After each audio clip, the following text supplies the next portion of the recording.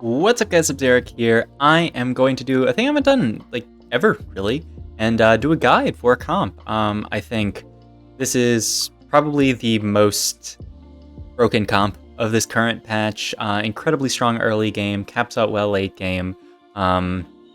It's honestly destroying the meta right now. So I wanted to make a quick video on it to give you guys an understanding of how to play this comp, so that you guys can abuse it for free LP in your own lobbies, because I'm sure a lot of people are going to be playing it.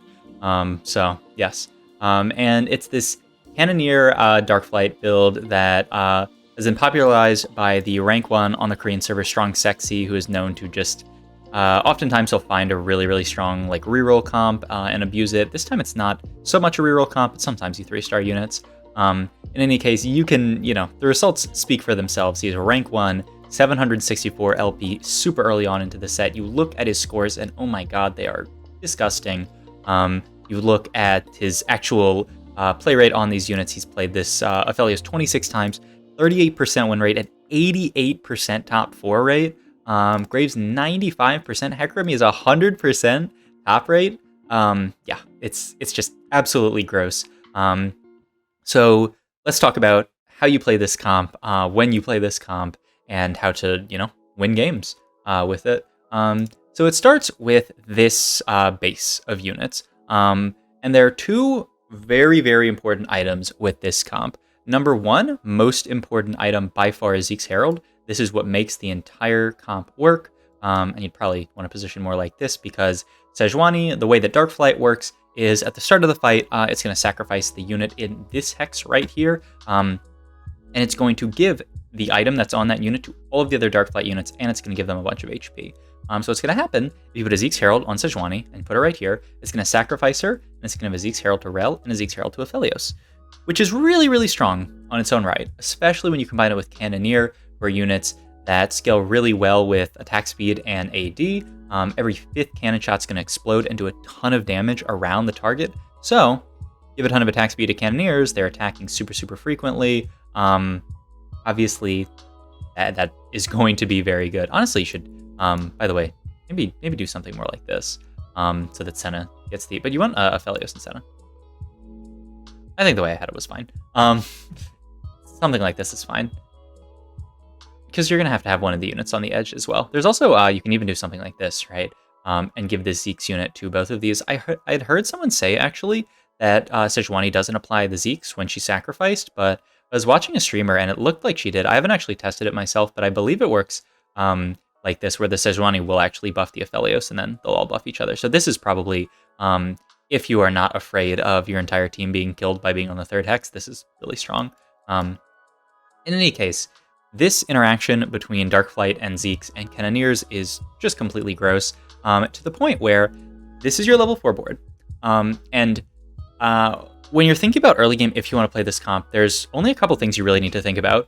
One is, do I have a Zeke's Herald? And you can guarantee one of the components by just starting Sword or Giant Spell off Carousel. Very easy. And then if you want to, you can even Lost Streak the first few fights so that you can get the other component and get Zeke's. You do only really want to play this comp if you hit Zeke's Herald. If you don't have Zeke's Herald, the comp is just not very good, so that's something to keep in mind. So Zeke's Herald is the number one thing, because this is what actually makes the comp work. And then the other thing that is really important is Last Whisper, just to shred the armor of the enemy units, because if you don't have Last Whisper, it just becomes very hard to get through high armor boards. You're going to have a lot of attack speed, but you're just not going to be doing that much damage. So Last Whisper is the other really important part, and it's also just easy when you have all this attack speed to apply Last Whisper to a ton of different units, because you'll kill one very quickly and then move on to the next one. Aphelios will start shredding the armor of that one, and then you'll be in a great spot. So those are the two items that matter a lot. Getting DARKFLIGHT in is really important. So the other thing you might ask is, okay, this is our level 4 board. This makes perfect sense. What about level 5? What about level 6? What kind of units are we going to be adding? We're going to be adding more Cannoneers, more Cavaliers. In a way, yes, but not different ones. Level 5 board, boom, another Aphelios. Level 6 board, boom, another Rell. Getting multiple Zeke's onto your entire team is just absolute insanity. Another Aphelios is going to do a ton of damage. Another Rell is going to be very tanky with the Cavalier, especially with the extra HP that the Sejuani gives. Yeah, you can just do this, and it is completely, it's so strong. It's actually gross. You can think about potentially level 7 or level 6 if you really need it, putting in another unit if you need more frontline. So something like a Jace as your frontliner at level 7. This can be just a totally fine board to, 1, give guild buff to your entire team, and 2, just to have some better frontline here because you want Rells to be backline. The other really nice thing about this comp is because you're playing these Cavaliers, you can backline them, apply the Zeeks, and then they'll just run up to the front line. So you're actually totally fine. The other thing is that Cannoneers, it's not like Swift Shot where you care about how far they are from the target. You know, if the Rells run up to like here and start fighting the enemy front line, the Aphelios don't care that the front line is super close. They will still, you know, deal a ton of damage. So this is very, very strong, and just a completely fine level 7 board. Now, once you get to level 8, the big thing that you want to do is start adding more Cannoneers. Ideally 4 Cannoneers, as long as Nomsy is in a Cannoneer, and we'll get to the Nomsy board after that. So you could easily see a level 8 board being something like this to get 4 Cannoneer in. And if you're going to go with this board, one thing that I really like to do is you end up cutting Sejuani late game. You can put the Zeeks onto Senna and sacrifice her because, I mean, who cares about a 1-star Senna? So put the Zeeks on her, spread it to everybody, and then add in as your Cavalier Hecarim, because he's going to benefit from the Rage Wing. So you can do something like this and have a pretty decent front line with the Hecarim plus the Rells, giving Cavalier. Graves is also a very tanky unit. So this can be a very, very strong late game board for this comp. If Nomsy is a Cannoneer, then you can just cut out these 2 guys, the duplicates, and then throw in Cannoneer Nomsy, and then boom, you have 6 Cannoneer in, and the comp is completely gross. One thing about positioning, and I wasn't showing it there, but you do want Graves in the middle so that he is getting all of these extra Zeke's Herald buffs. This is really quite important to be spreading multiple Zeke's Herald to him.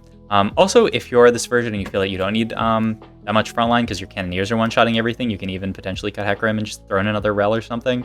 Though I do advise playing multiple Cavaliers just so that you have some kind of frontline to work with.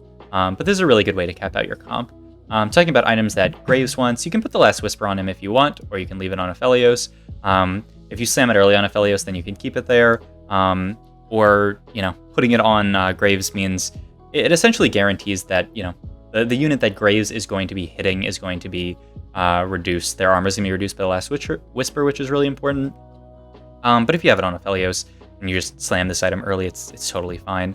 Other items that Graves really likes, it's sort of like tank items, like AD tanky items, because he is sort of like a melee Cannoneer. He's going to dash up into the front line and deal a bunch of damage. So something like a Bloodthirster is really good. Titan's Resolve is also very good if I can find it. These items are very good. And Edge of Night is also really good. So it's actually funny. It's kind of like the like last set, the Shioyu Siphon items. Slamming these items on Graves is very, very strong. Other items that he likes are Gwynsu's Rageblade can actually be good. Hodge is just like an alternative healing item that you can put on him, though he really likes the Bloodthirster because he likes to get up close and personal with front lines. Even something like Renan's is fine just to deal some extra damage, or Infinity Edge, or Giant Slayer. You know, he can hold a lot of these AD items. So yeah, this is just basically what the late game comp looks like. And as I said, if Nomsy is not Cannoneer, then you just play the 4 Cannoneer version. If you get, say, +1 Cannoneer, you could potentially cut Senna, you can cut Zeri, depending on if you're playing the Hecarim or not, but you know, you can totally cut Zeri if you have +1 Cannoneer, and then just play this board, and then just start fitting in as many of these, whoops, I replaced the Rell there, but start fitting in as many of these guys as you can. If you have, you know, say, a Cannoneer spatula, it really doesn't matter that much where the Cannoneer spat is, because when your Cannoneers really want it, you'll always just end up putting it on a random Rell or, you know, Hecarim or something. It's really not that important because, you know, there's no other units in this comp that really want Cannoneer spat, so that's that. If you get DARKFLIGHT spat, that's something that you can think about, play around as well, because this is a comp where it's actually, you know, fine if you want to, say, cut your 3rd Aphelios for a Rengar. That's totally fine. It's not that important to play Rengar, but if, say, you have +1 DARKFLIGHT from an Augment, or you get a DARKFLIGHT emblem that you could, say, put on Hecarim, you know, you can do this, and it's totally fine. This would be like +1 DARKFLIGHT, and then, you know, you probably don't have +1 DARKFLIGHT and +1 Cannoneer, so it's probably this gone for Zeri. and you'll usually Darkflight Zeri in this situation if you have this setup. But this way you can get 4 Darkflight in, which gives a ton more HP to your entire team, right? It's an extra 200 HP to your entire team, which is really, really nice. So this is an easy way to fit in 4 Darkflight. One thing I will caution is that Swain just sucks in this comp, honestly. Just don't play this unit. He's just not worth the slots. Because Swain is going to take 2 slots from you that you could be using. Like, I would always, instead of Swain, just play an extra Aphelios and Rell. Even if you hit 2-star Swain. I had a game where I was playing this comp, I high rolled 2-star Swain incredibly early and played it, and the comp just didn't work. So I would really, really stay away from the Swain unit. Just use Hecarim as your frontline late game. Graves can also be a pseudo frontline just because he gets so tanky, and then Rengar as well can be your frontline as well.